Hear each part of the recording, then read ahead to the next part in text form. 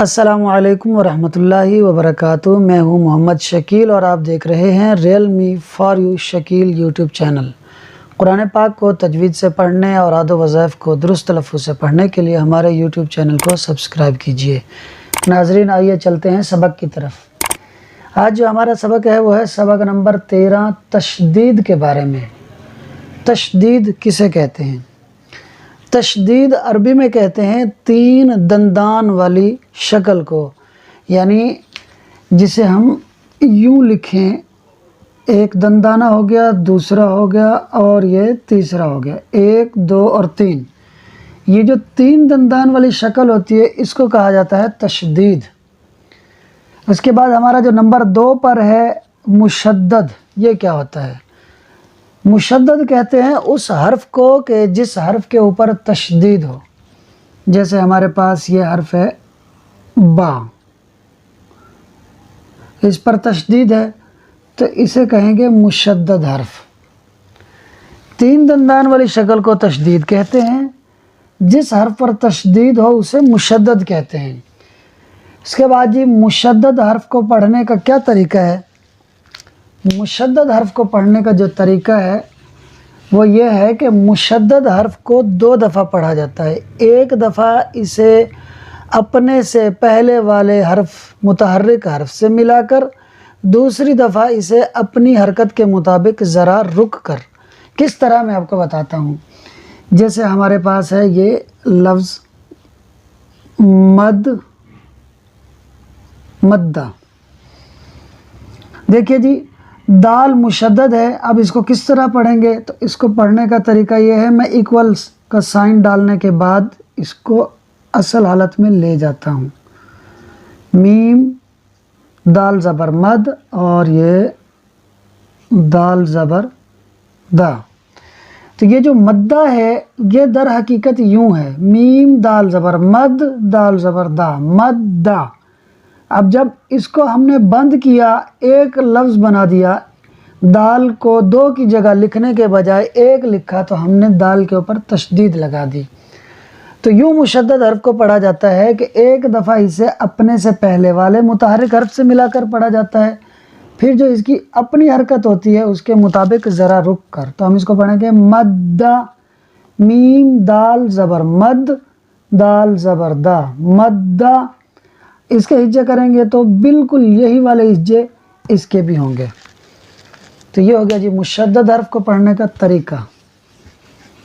اس کے بعد ہے جی ہمارے پاس نون مشدد اور میم مشدد۔ جی یہ ہمارے پاس ہے نون اور اس کے اوپر ہے تشدید، یہ ہے ہمارے پاس میم اور اس کے اوپر ہے تشدید۔ نون مشدد، میم مشدد، ان کو پڑھنے کا کیا طریقہ ہے؟ ان کے اندر کیا ہوتا ہے؟ نون مشدد ہو یا میم مشدد ہو، ان دونوں کے اندر ہمیشہ غنہ ہوتا ہے۔ نون مشدد اور میم مشدد میں ہمیشہ غنہ ہوتا ہے۔ غنہ کسے کہتے ہیں جی؟ غنہ ہمارے پاس یہ 7ویں نمبر پر ہے جی۔ غنہ کہتے ہیں ناک میں آواز کو لے جا کر پڑھنے کو، ناک میں آواز لے جا کر پڑھنے کو غنہ کہتے ہیں۔ اور غنہ کی جو مقدار ہے، یعنی کتنا پڑھنا ہے، تو غنہ کی مقدار ہے 1 الف کے برابر۔ جس طرح حروف مدہ کو کھینچ کر پڑھا جاتا ہے 1 الف کے برابر، تو غنہ کو بھی 1 الف کے برابر کھینچ کر پڑھا جاتا ہے۔ تو میں میم مشدد اور نون مشدد یہ دونوں آپ کو پڑھ کر بتا دیتا ہوں۔ جیسے کہ ہمارے پاس ہے جی ایک لفظ انا، یہ رہا جی انا، اور ایک ہمارے پاس لفظ ہے جی مما۔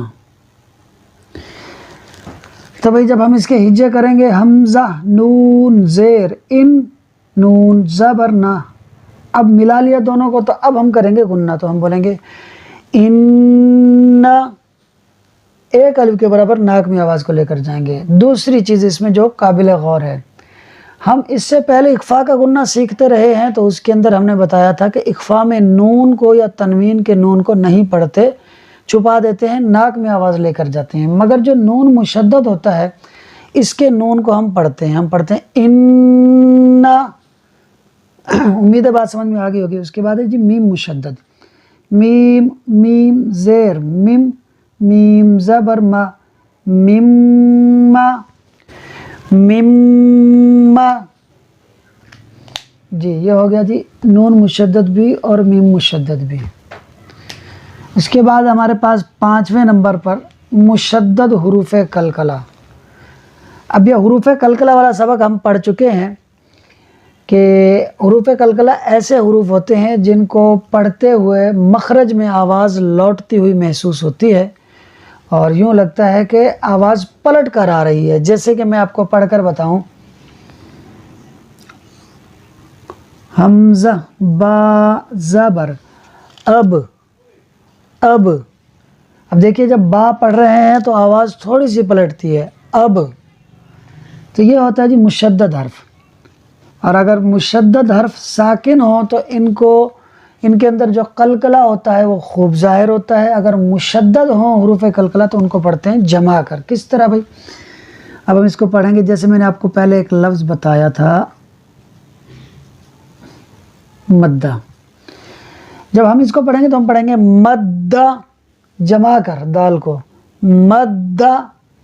لیکن اگر یہی دال مشدد نہ ہو بلکہ ساکن ہو یوں، تو اب خوب قلقلہ ہو جائے گا، مد، مد۔ مشدد حرف ہوگا حروف قلقلہ تو اسے جمع کر پڑھیں گے، ساکن ہوگا تو قلقلہ خوب ظاہر ہوگا۔ اور قلقلہ کے معنی جنبش اور حرکت کے ہیں، یعنی آواز لوٹتی ہوئی محسوس ہوتی ہے حروف قلقلہ کو پڑھتے ہوئے۔ اس کے بعد یہ ہمارے پاس ایک قاعدہ ہے۔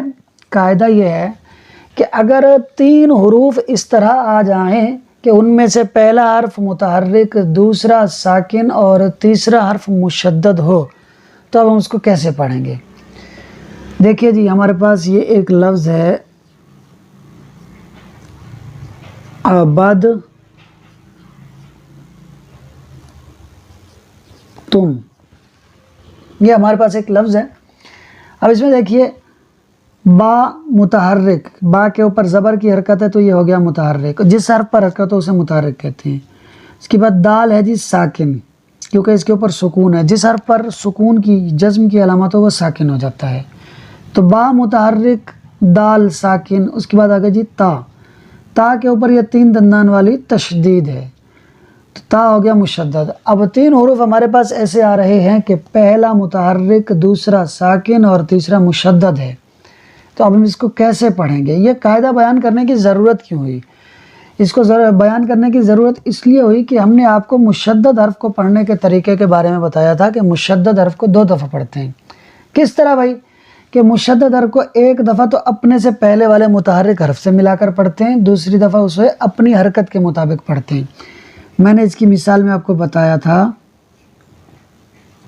مدہ، یہ در حقیقت کیا ہے؟ حقیقت میں یہ تھا جی مد دا، دال مشدد تھا تو اس کو کیسے پڑھنا تھا؟ تو پہلے ہم نے اس سے پہلے جو میم متحرک ہے جس کے اوپر حرکت ہے اس سے ملایا، اس کے بعد اس کی اپنی حرکت زبر تھی اس کے مطابق پڑھا، مدہ مدہ۔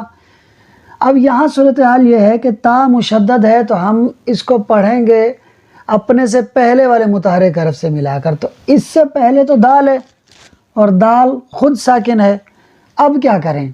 مشدد حرف کو پڑھنا بھی ہے تو پھر کس طرح پڑھیں؟